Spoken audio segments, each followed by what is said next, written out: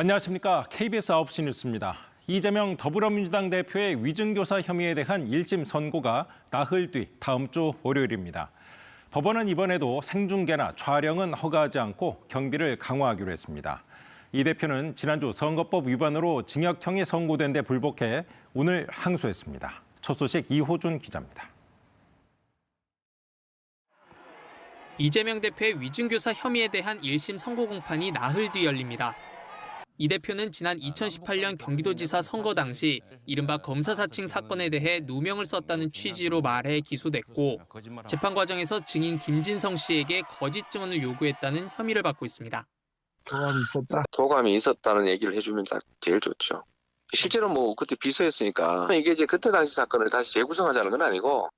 검찰은 2달 전 결심 공판에서 거짓말을 은폐하기 위해 위증을 교사했다며 이 대표에게 징역 3년을 구형했습니다.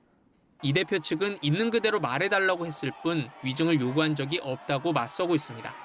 앞서 법원은 지난해 9월 이 대표에게 청구된 구속영장을 증거인멸 우려가 없다고 기각하면서 위증교사 혐의에 대해선 소명되는 것으로 보인다고 밝힌 바 있습니다.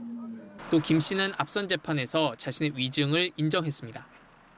이번 선고 공판도 지난주 공직선거법 1심 선고 때처럼 생중계로 시청할 수는 없게 됐습니다.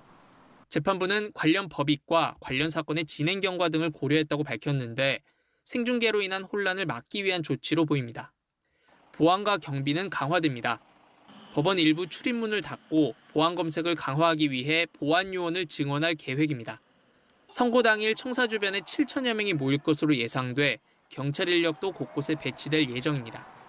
한편 이 대표는 징역 1년, 집행유예 2년이 선고된 선거법 위반 사건 1심에 불복해 오늘 법원에 항소장을 제출했습니다. KBS 뉴스 이호준입니다.